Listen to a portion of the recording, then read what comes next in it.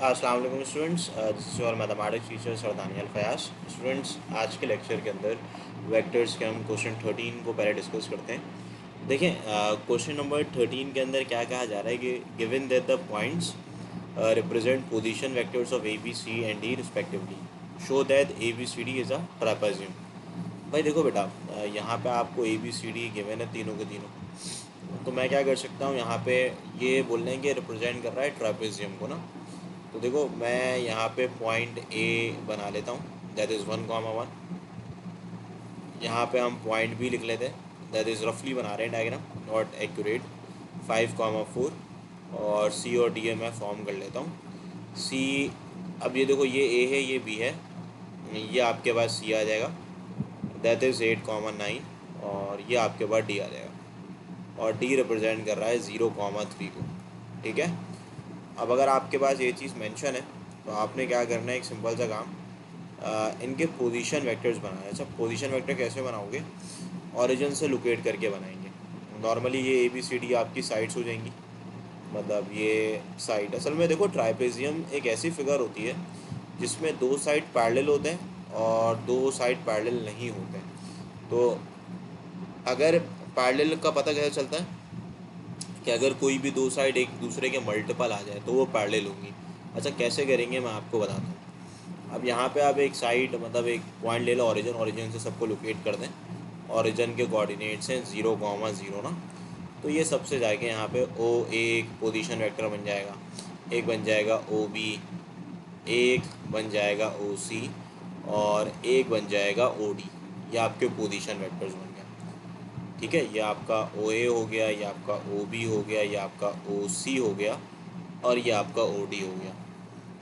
अब जाहिर है कि इसका ये पोजीशन वेक्टर आपका ए कहला रहा है, ये इसको आप बी बोलेंगे, इसको आप सी बोलेंगे, और इसको आप डी बोलेंगे। आपने प्रूफ करके बताना है कि ये जो शेप बन रही है ये ट्राइपेजियम की है। तो देखो, सबसे पहला काम, आप सबके पोजीशन वेक्टर्स को फाइंड आउट कर लें। तो पोजीशन वेक्टर निकालना कोई मुश्किल काम नहीं है। तो आप ये कह लें पहले कि सबसे पहला काम आप ये लिख लें कि let A B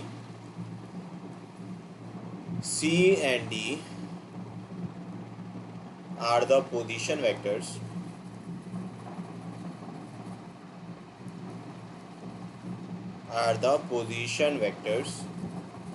of point A B C and D. ठीक है भाई, ये आपके ए बी सी डी के मैंने पोजीशन वेक्टर को कैपिटल ए बी सी और डी से रिप्रेजेंट कर दिया। सही है। अब सबसे पहला काम मैं क्या कर लेता हूँ, देयरफॉर अगर आप ओ ए निकालेंगे तो ओ ए बराबर हो जाएगा ए माइनस ओ के। तो ए कितना है बताएं, इन टर्म्स ऑफ, अगर मैं कार्टेशियन मतलब वेक्टर्स की फॉर्म पे लिखूँ, आई प्लस जे माइनस, या आप इसको ऐसे भी लिख लें बेशक 1,1 कोऑर्डिनेट्स की फॉर्म पे, 1,1 माइनस 0,0। तो वेक्टर ओ ए यानी कि जो ए है वो हमारे पास ओ ए के इक्वल है, और that is equal to A minus O. अब बी निकाल लें, बी बराबर होगा ओ बी के, जो इक्वल हो जाएगा वेक्टर बी माइनस ओरिजिन। अच्छा, वेक्टर बी के पॉइंट्स क्या हैं बताएं, 5,4 है, ज़ाहिर है। अब मैं ओरिजिन की अगर बात करूं आपसे तो वो 0,0 है। अब इसको आप सॉल्व करोगे तो ये बन जाएगा 5i प्लस 4j। अच्छा, मैं वेक्टर सी के बारे में बात करूं, that is your O C, and it is equal to C minus O. तो आप सी में से ओ को निकाल दें, यानी कि 8,9 में से आप माइनस कर दें 0,0 को, तो ये बन जाएगा 8i प्लस 9j। ठीक है। और at last you will write small D. अभी जो स्मॉल डी है ये बराबर है ओ डी के, जिसको आप लिख सकते हो डी माइनस ओ। अब डी के कोऑर्डिनेट्स हैं कितने बताएं, 0,3, और ये कितना है बताएं, 0,0।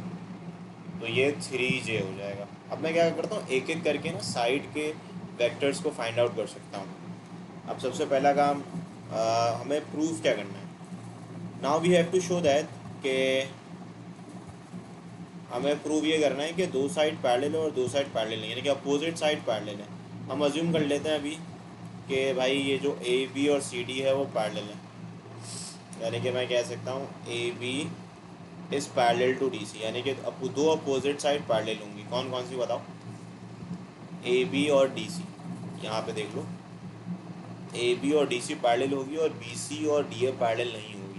तो ट्रापेजियम की डेफिनेशन यही होती है। अगर ये पैरेललोग्राम होता तो दोनों साइड जो है वो एक दूसरे के पैरेलल होती, सही है। B C not parallel to, ये पैरेलल का सिंबल होता है, ये तो दो लाइन बनती है ना स्ट्रेट, उसको पैरेलल का सिंबल कहा जाता है। ये पैरेलल नहीं है। अब सबसे पहला काम, देयरफॉर आप ए बी लिखेंगे, तो ए बी जो है वो बराबर हो जाएगा, याद रखिएगा, सिंपली इसको कैलकुलेट कर लेना, ओ बी माइनस ओ ए से दोनों के पोजीशन वेक्टर लिखे हैं। या अगर आप देखें यहाँ पे तो ओ बी रिप्रेजेंट कर रहा है 5i प्लस 4j को, तो यहाँ पे मैं लिख लेता हूँ 5i प्लस 4j, और ओ ए रिप्रेजेंट कर रहा है आपका i प्लस j को, तो ये हो जाएगा 4i और ये हो जाएगा 3j। 4j माइनस j कितना हो जाएगा? 3j। तो ये हमारे पास ए बी आ गया, इसको आप बेशक इक्वेशन 1 कह लें। अब इक्वेशन 1 के बाद आप लोग कैलकुलेट कर लें डी सी। अब डी सी को कैलकुलेट करने के लिए आप करोगे भाई ओ सी माइनस ओ डी ना। अब देखो ओ सी है कितना, ओ सी के इक्वल है, तो ओ सी बराबर है 8i plus 9j minus O D बराबर है 3j। तो ये हो जाएगा 5 नॉट 5 8i प्लस 6j के। अब यहाँ से अगर आप कॉमन निकालें, फॉर एग्जांपल मैं यहाँ से कॉमन निकाल लेता हूँ 2 को, तो ये 4i प्लस 3j हो गया। सो डी सी बन जाएगा twice of the A B. इसका मतलब सिंपल सा ये है, देयरफॉर डी सी, जो डी सी है वो पैरेलल है ए बी के, ठीक है। ये पहली अपोजिट साइड पैरेलल हो गई। अब आप बी सी निकाल लो, तो आप निकाल लो, पहले निकाल लो फॉर बी सी नाउ। तो अगर मैं यहाँ से बी सी कैलकुलेट करता हूँ, तो भाई देखो बी सी कैलकुलेट करने के लिए आप लिखोगे ओ सी माइनस ओ बी, ठीक है। अब ओ सी है कितना, आप सब जानते हो, ये बराबर है 8i प्लस 9j के। अच्छा, ओ बी किसके बराबर है? ये बराबर है 5i प्लस 4j के। तो अगर आप 8 में से 5 को माइनस करते हो तो फिर उसका आंसर 3i आता है, और अगर आप 9j में से 4j को माइनस करते हो तो फिर इसका आंसर 5j आता है। तो ये आंसर बी सी आ गया, ठीक है। अब बी सी के बाद now we are finding vector for D A ना, डी ए कैलकुलेट कर लो। अब डी ए, देयरफॉर देखो डी ए जो होगा वो बराबर हो जाएगा ओ ए माइनस ओ डी के, ठीक है। अब देखो ओ ए किसके इक्वल था, अगर आपको याद हो तो वो बराबर था आई प्लस जे के, और ओ डी बराबर है 3j के। तो फिर डी ए का जो जवाब आपके पास आएगा वो बराबर होगा आई माइनस 2j के। तो आप बोलेंगे सिंस यहाँ पे, इसको बेशक आप कह लें 2 और 3, तो आप बोलेंगे from equation 2 and 3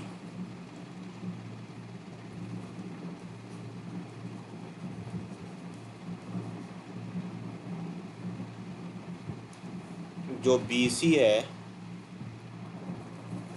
is not parallel to, क्योंकि देखो एक दूसरे का मल्टीपल नहीं आया। फॉर एग्जांपल इसमें से भी कुछ कॉमन नहीं आ रहा, इसमें से भी कुछ कॉमन नहीं आ रहा, तो कॉमन नहीं आ रहा है, इसका मतलब ये दोनों साइड बिल्कुल अलग अलग डायरेक्शन में, ये सेम डायरेक्शन में नहीं है, मतलब पैरेलल नहीं है। तो आप बोल सकते हैं हैंस प्रूव्ड कि आपके जो ए बी सी डी है वो points A B C D जो है वो फॉर्म कर रहे हैं ट्रापेजियम को। तो ये आप सिंपल सी वर्किंग करके बता सकते हैं इस तरीके से कि भाई कि ये ट्रापेजियम है या फिर नहीं है। अब इसी के आगे अगर मैं क्वेश्चन नंबर 14, देखो 14 पढ़ने से पहले ना एक थोड़ा सा कॉन्सेप्ट आप लोग ले लीजिएगा कि अगर हमारे पास फॉर एग्जांपल एक वेक्टर को पोजीशन वेक्टर डिवाइड कर लें, मतलब दो वेक्टर है फॉर एग्जांपल, दो पॉइंट है, उनके पोजीशन वेक्टर को मैं अगर इसको ओ से डोनेट कर रहा हूँ तो इसका पोजीशन वेक्टर ए हो जाएगा, इसको मैं बी कह रहा हूँ, ठीक है। और अगर हमारे पास इसके वेक्टर को मैं ए बी कह लेता हूँ। अब एक सिंपल सी कहानी ये है कि अगर मेरे पास एक पॉइंट आ जाए पी और ओ पी को मैं आर से डोनेट करता हूँ, तो अगर ये पोजीशन वेक्टर आर डिवाइड कर रहा है सेगमेंट ए बी को, वेक्टर ए बी को इन द रेशो एम और एन, तो अगर मैं इस पोजीशन वेक्टर आर के कोऑर्डिनेट्स को फाइंड आउट करना चाहता हूँ तो एक सिंपल सा काम है, ये कर लेना कि एम को मल्टीप्लाई कर लेना बी के साथ, ठीक है। मतलब पहले वाले रेशो को सेकंड वेक्टर से मल्टीप्लाई करना है और दूसरे वाले वेक्टर को फर्स्ट रेशो से मल्टीप्लाई। आपकी बुक में शायद पी और क्यू लिखा हुआ है अगर मैं बात करूं। अच्छा, अगर एम और एन भी बहुत सी जगहों में डोनेट होता है और बहुत सी जगहों में आप इस फॉर्मूले को एम और एन के फॉर्म पे ही देखेंगे, तो मैं एम और एन के फॉर्म पे लिख लेता हूँ, तो इसको मैं एम और एन कह लेता हूँ, ठीक है। तो ये रेशो फॉर्मूला है, ये वेक्टर आर को, यानी कि जो वेक्टर आर है ये ए बी को डिवाइड करेगा अगर रेशो पे, तो पहले वाले रेशो को सेकंड वेक्टर से, दूसरे वाले वेक्टर को पहले वाले वेक्टर को दूसरे रेशो से मल्टीप्लाई करना है और इनको ऐड कर लेना है। रेशो यानी कि पता होगा आपको कि कौन से रेशो में डिवाइड हो रहा है। अब जैसे कि आप क्वेश्चन नंबर 14 को देखें, क्वेश्चन नंबर 14 पे कहा क्या जा रहा है, अगर आप तवज्जो से देखें तो A B C are the points, यहाँ पे गिवन है कि भाई ए बी सी आपके पास पॉइंट गिवन है, डी डिवाइड्स ए सी फिर ई डिवाइड कर रहा है। चलो पहले ना इसको डेटा बना लेता है। क्वेश्चन नंबर 14 के अंदर सिंस वी नो दैट, आप कहिए गए लें बल्कि ज़्यादा बेहतर रहेगी कहानी।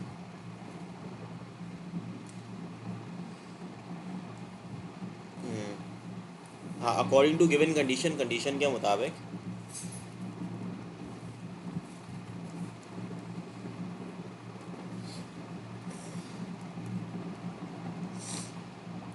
अकॉर्डिंग टू गिवन कंडीशन देखो पोजीशन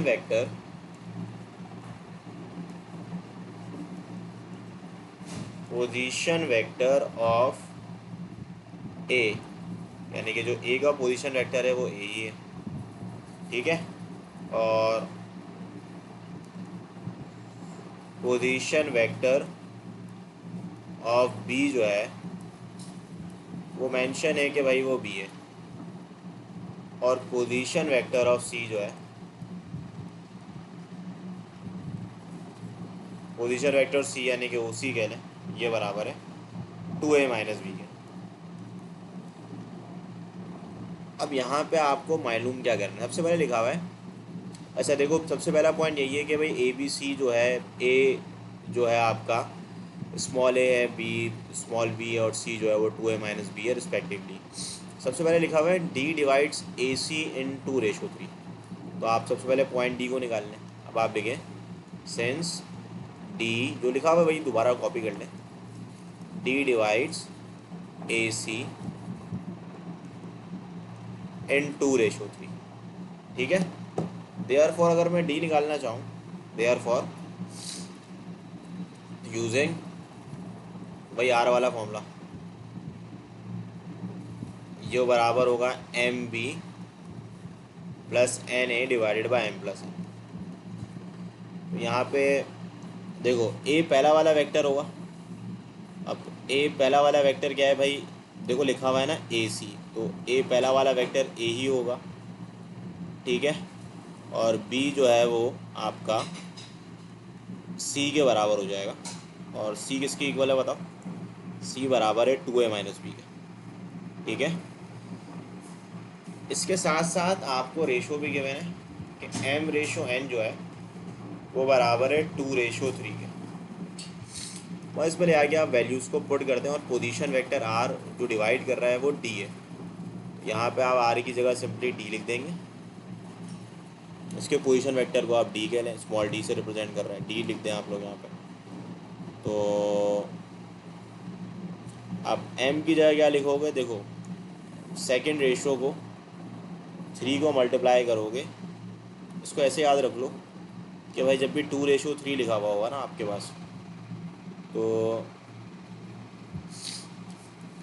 अब पहला रेशो लिख लो। फॉर एग्जांपल अगर तुम पहला रेशो लिख रहे हो 2, तो उसको फिर दूसरे वाले वेक्टर यानी कि सी से मल्टीप्लाई कर देना। ठीक है, और आपके पास इस तरीके से अगर 3 लिख रहे हो यहाँ पे, तो ए की वैल्यू क्या है? ए ही है। और नीचे क्या लिख दोगे? 2+3। यानी कि यहाँ पे ये कि देखो, ये जो पहला रेशो है 2, उसको सेकंड वाले वेक्टर सी से करेंगे मल्टीप्लाई, और दूसरे वाले को पहले वाले वेक्टर से मल्टीप्लाई करेंगे। अब यहाँ से डी आ जाएगा। अब डी कितना आएगा? देखो, डी आ जाएगा 2 2 4, 4a हो जाएगा। ठीक है, और ये 2 मल्टीप्लाई बाई बी जो है इट विल बिकम 2b, और यहाँ आ जाएगा 3a, और 2+3 कितना होता है बताओ? 5 होता है। तो इसको अगर मैं फर्दर थोड़ा सा और सॉल्व कर लूँ तो ये हो जाएगा 7a माइनस 2b/5। तो ये डी की वैल्यू आ गई। अब अगला कंडीशन क्या है कि पोजीशन वेक्टर ई निकालना है, ई डिवाइड बी डी। अब आप लिख रहे हैं सिंस ई डिवाइड्स, अच्छा ई किसको डिवाइड कर रहा है? बी डी को। बी डी इन रेशो, अच्छा बी भी बताया और डी भी बताया, डी हमने अभी कैलकुलेट किया, इन रेशो 4:1। देयर फॉर यहाँ पे क्या होगा कि भाई ई को तो ई कहेंगे, सही है, और बी हमारे पास जो वेक्टर ए होगा वो बराबर हो जाएगा ओ बी के, कह लो आप बेशक इसको, और वो बी के इक्वल हो जाएगा। और जो दूसरा वाला वेक्टर होगा वो कैपिटल डी से रिप्रेजेंट करेंगे, ओ डी, जिसको आप डी कहोगे, और डी बराबर किसको हो जाएगा? 7a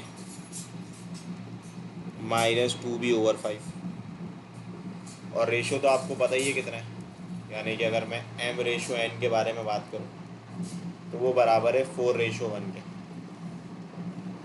अब लिखेंगे नाउ यूजिंग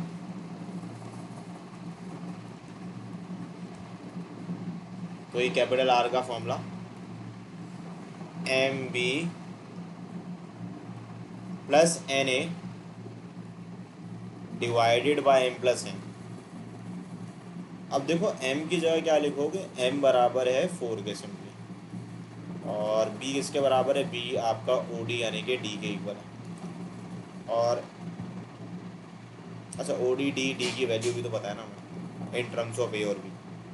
तो भाई ये बराबर है 7a माइनस 2b/5, और यहाँ पे जो a है वो b के इक्वल है, और n किसके इक्वल है बताओ? 1 के। तो n की जगह 1 लिख लोगे, और a बराबर है b के divided by m plus n, और m प्लस n जो है वो आपका सिंपली इक्वल है m बराबर है 4 के, और ये बराबर है n बराबर है 1 के। अगर हम इसको सॉल्व करेंगे, अब ये पोजीशन वेक्टर r जो है वो हमारा स्मॉल ई से उसको डोनेट कर देता है, तो 4 7 28, और ये आपका 4 2 8 b हो जाएगा। एलसीएम आप लोग ले लें, देखें ये हो जाएगा आपका सिंपली 5b ना। अब यहाँ पे लिखा हुआ है 5, यहाँ 5 लिख दें बेशक, और 4 + 1 भी क्या होता है? 5 भी होता है। ये 5 इससे मल्टीप्लाई करेगा। अब जब ये मल्टीप्लाई करेगा तो दिस विल बिकम 28a, इसको वैसे ही लिखोगे, -8b + 5b कितना होता है बताओ? -3b/5/25। तो आप ये बोलोगे this is a required position vector. यही आपसे पोजीशन वेक्टर पूछा गया था।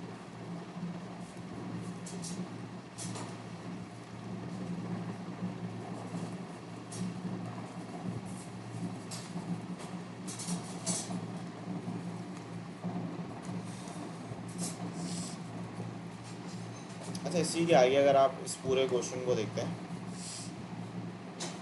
तो अब मैं अगर बात करूँ ना फॉर एग्जाम्पल, इसके आगे 15 क्वेश्चन है, तो 15 के अंदर आप क्या कर सकते हो, तवज्जो से सुनिएगा।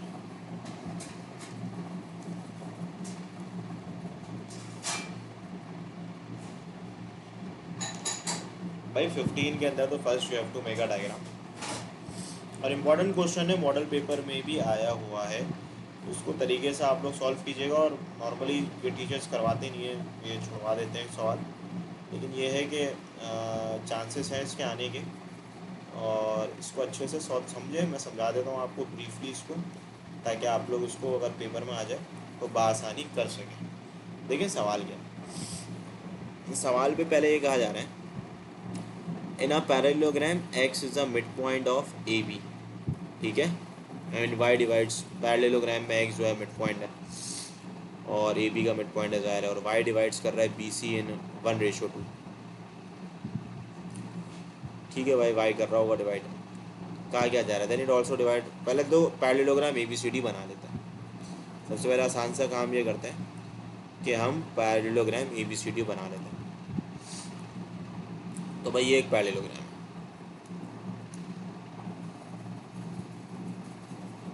भाई ये हमारा पॉइंट ए बी, ये 4 पॉइंट है, सही है, तो इसको हमने बना लिया। अब देखो भाई, एक सिंपल सी कहानी है, ये जो पॉइंट है आपका, that point is set to be point ए,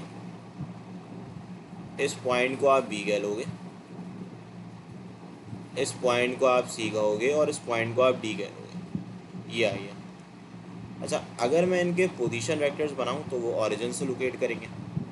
अब ओरिजिन यहाँ पे हम बना लेते हैं, ओरिजिन से इनको लोकेट कर लेते हैं।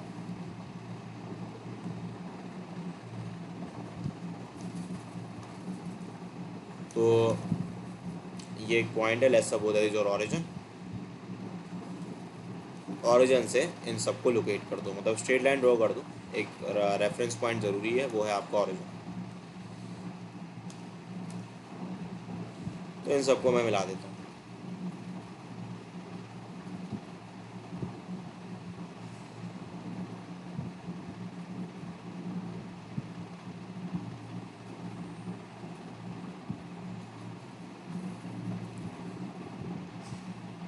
ठीक है, अब यहाँ पे जो बात मेंशन है वो ये है, ये भाई सबसे पहले मैंने ये काम कर लिया ना। अब इसका जो पोजीशन वेक्टर है ओ ए, इसको हम स्मॉल ए से लिख सकते हैं, डोनेट कर सकते हैं, इसको हम स्मॉल बी से, that is your small C, और ये आपका स्मॉल डी से डोनेट हो जाएगा, ठीक है। अब यहाँ पे दो वेक्टर्स के बारे में और बात हो रही है, z डिवाइड, z जो है वो dx को डिवाइड कर रहा है, किसको, dx को डिवाइड कर रहा है इन द रेशो। पहले बोला जा रहा है x is the mid point of the A B, यानी कि यहाँ पे एक पॉइंट होगा x, x जो है वो मिड पॉइंट है ए बी का, ठीक है। अब show that z divide dx, अब z एक पॉइंट होगा जो कि dx को डिवाइड करेगा। अब यहाँ से अगर मैं एक स्ट्रेट लाइन ड्रॉ करूँ, ये dx है, अब dx को डिवाइड करेगा z, और उसको बोल रहा है वो ए वाई को भी डिवाइड कर रहा है, यानी कि जो पॉइंट z है वो दोनों को डिवाइड कर रहा है, यानी कि कॉमन पॉइंट है। इसको समझना चाहें अगर हम लोग तो उसको ऐसे समझ सकते हैं कि अगर मैं dx बनाऊँ तो ये एक dx बन जाएगा, और A Y, then it also divide A Y in 3:4, यानी कि वो 3:4 पे भी डिवाइड कर रखा है। ये थोड़ा सा कॉम्प्लेक्स हो जाएगा अभी अगर इसको डायग्राम बनाएंगे, इतनी बना लें आप, बहुत है। अब इसको ना समझते हैं, देखो एक एक लाइन करके मैं समझाता हूँ। सबसे पहले इसको समझ लो, X is the mid point of A B, और हमारे पास टोटल जो पॉइंट्स हैं वो ए बी सी डी है। सबसे पहले तो फ़ायदा उठाओ डेफिनेशन ऑफ पैरेललोग्राम का। अब सबसे पहले लिख दो, बता दो कि लेट, वही जो पहले भी किया था, कि let the position vector of points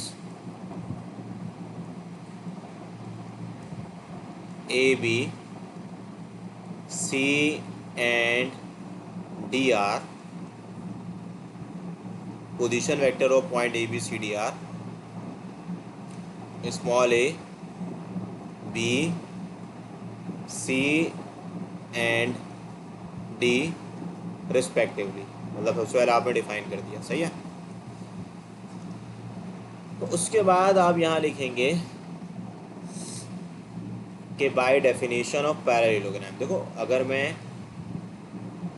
parallelogram की डेफिनेशन को यूज़ करूँ तो फिर क्या होगा, हम सब जानते हैं कि इसमें जो अपोजिट साइड होती है वो पैरेलल होती है। ए बी, जो पॉइंट वेक्टर ए बी होगा, साइड ए बी का वेक्टर, पहले साइड का वेक्टर ए बी जो है वो पैरेलल है टू सी डी के, ठीक है।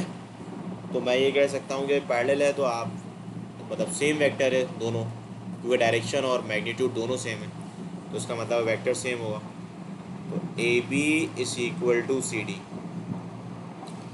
अब ए बी किसके बराबर होगा भाई, A B is equal to B minus A.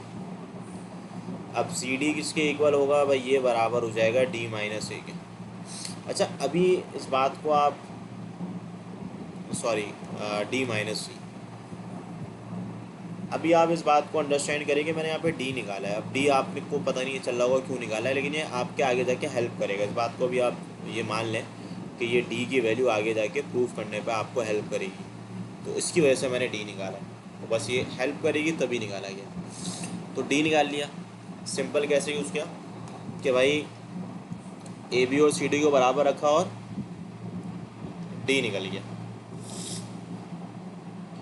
अब आप क्या करेंगे, अब आप लिखें since x is the mid point of, since, ये सवाल पे मेंशन है, जो जो मेंशन है वो करते जाओ भाई। आप लिख दो since x is the mid point of A B ना। अब x मिड पॉइंट है ए बी का, देयरफॉर जो स्मॉल x को अगर मैं लिखता हूँ, x बराबर हो जाएगा a plus b upon two के, ठीक है। उसके बाद आपसे ये बात मेंशन है कि शो दैट, सबसे पहले लिखा हुआ है y divides B C in ratio 1:2। तो एक एक करके मैं जो सवाल पे लिखा हुआ वही काम करता जा रहा हूँ बार बार। अब मैं लिखूँगा सिंस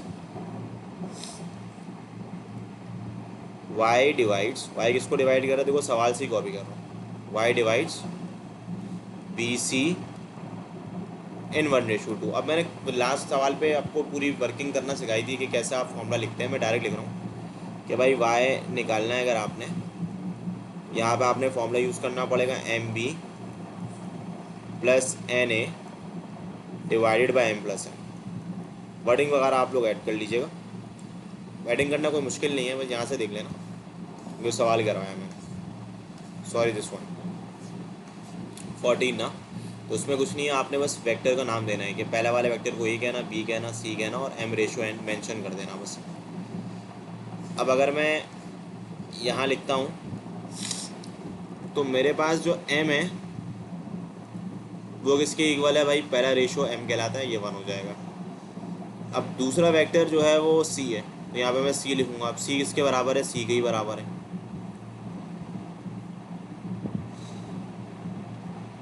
सी के ही बराबर है। अच्छा एन किसके इक्वल है, 2 के।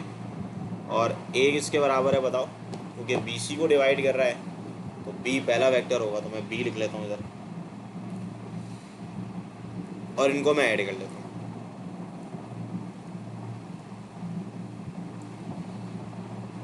तो भाई ये आपके पास बन जाएगा 2b plus C upon 3,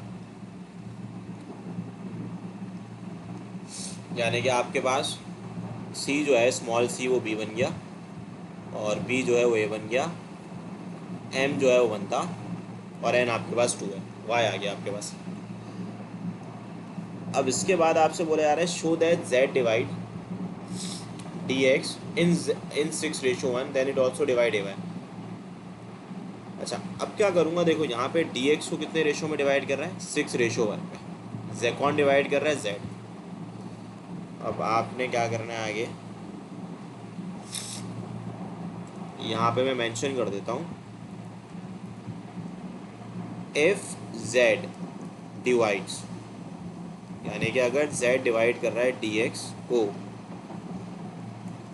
in ratio 6:1, there for जो z होगा हमारे पास, भाई डायरेक्ट फॉर्मूला लिख लो, 6 लिखोगे फिर स्मॉल x, अब डायरेक्ट लिखना सीख लो, 6 small x 1 divided by the second vector divided by 6+1। इसकी वजह से पहले ही ना d निकाल के रखा हुआ था। अब देखो यहाँ पे तो 6x आ जाएगा, x की वैल्यू मुझे याद है a+b/2 थी, तो यहाँ पे मैं a+b/2 लिख लेता हूँ। अच्छा, स्मॉल d किसके बराबर है, स्मॉल d बराबर है c plus b minus a के, फिर आप अपॉन पे लिखोगे 6+1 दैट इज 7, 2 1 2 3 का। ठीक है, अब इसको सॉल्व कर लेना, तो 3a माइनस a ये हो जाएगा 2a, और ये हो जाएगा 4b, 2a प्लस 4b,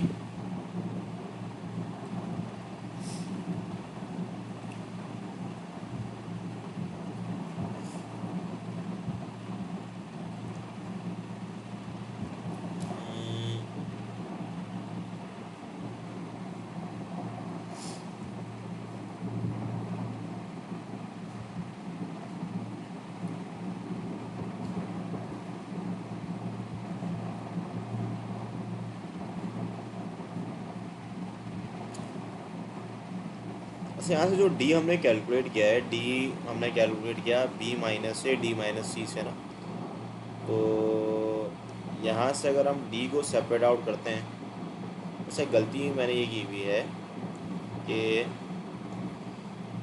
एक गलती हो गई, इसको सही कर लीजिएगा। असल में देखो ये दोनों के वेक्टर की पोजीशन सेम होगी ना, A B is parallel to D C है, देख रहे हो ये दोनों के सेम वेक्टर कंसीडर किए जाएंगे, सेम डायरेक्शन वाले ना, तो सेम डायरेक्शन में तो डी सी आएगा। अगर ये डी सी आएगा तो फिर ये रिवर्स हो जाएगा, यहाँ पे सी लिखोगे, यहाँ पे क्या लिखोगे, डी लिखोगे, ठीक है, सॉरी स्मॉल सी और स्मॉल डी, बाद वाले को पहले वाले से माइनस करोगे, तो फिर डी की वैल्यू जो है यहाँ पे इसको सही कर लेना, फिर वो हो जाएगी बेटा, माइनस का डी वहाँ जाएगी, प्लस का डी हो जाएगा, और यहाँ पे फिर नेगेटिव जो है आपके पास बी आएगा, ठीक है, तो ए प्लस सी माइनस बी जो है ये वैल्यू आ जाएगी, तो यहाँ पे भी सही कर लेते हैं, तो डी जो है वो बराबर हो जाएगा हमारे पास ए प्लस सी माइनस बी के। अब अगर मैं इसको देखता हूँ सॉल्व करके पूरा, तो 3a प्लस 4a आप कैलकुलेट कर लें, 3a plus A not 4a, तो अगर मैं यहाँ से कैलकुलेट करता हूँ तो ये हो जाएगा 4a, और ये हो जाएगा 2b, फिर आ जाएगा प्लस का c, और अपॉन पे 7 आ जाएगा। ये हमने z कैलकुलेट कर लिया।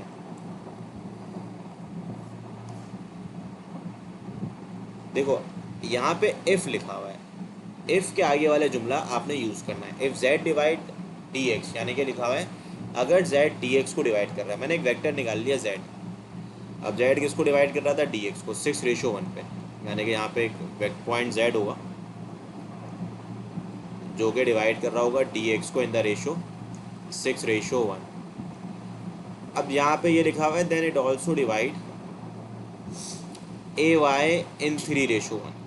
अब y कहीं पे पॉइंट लाई कर रहा होगा, फॉर एग्जांपल BC पे, तो ये जो z है इसको 3:4 पे डिवाइड कर रहा है, मतलब यहाँ पे अगर मैं पॉइंट को बना लूँ तो ये ए वाई को 3:1 पे डिवाइड कर रहा होगा।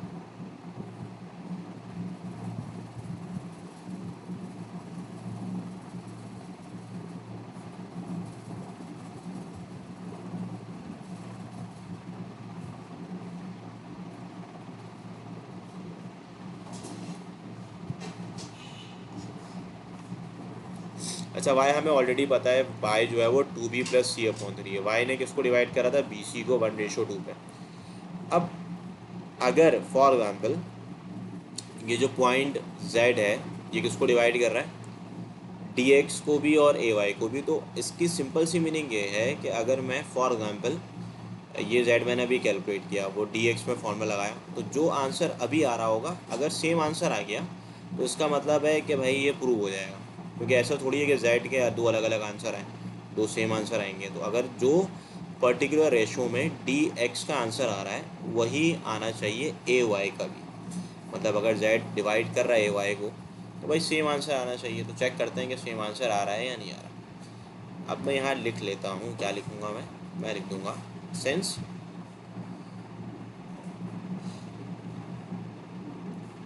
यहाँ पे लिख लेता हूँ f यहाँ पे z divide ay in ratio 3:4, then z का डायरेक्ट फॉर्मूला हम लिख सकते हैं, आपको बताया था मैंने, 3y plus 4 small a upon पे क्या लिखोगे बताओ, 3+4। 7 तो आ रहा है, अच्छी बात है कि डिनोमिनेटर में 7 आना भी चाहिए। अच्छा y की वैल्यू हमने ऑलरेडी कैलकुलेट की हुई है और a हमारा a के ही बराबर है। अब y की वैल्यू कितनी है, 2b प्लस सी अपॉन 3 ना।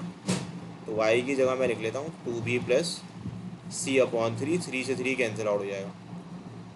तो z का आंसर आ गया यहाँ पे, चलो ये अच्छा हो गया, 4a प्लस 2b प्लस सी अपॉन 7। यानी कि इधर जो z का आंसर आया था इसको रेफरेंस दे देना किसी इक्वेशन का। भाई इसको आप कह लें इक्वेशन नंबर 1, इक्वेशन नंबर 2। तो मैं लिखता हूँ फ्रॉम इक्वेशन 1 एंड 2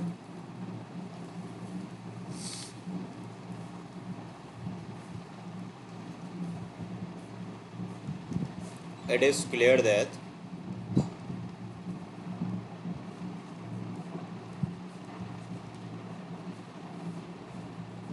कि अगर इफ z डिवाइड, पूरा वही जुमला है इफ जो सवाल पे लिखा हुआ है, if z divide dx in 6:1 then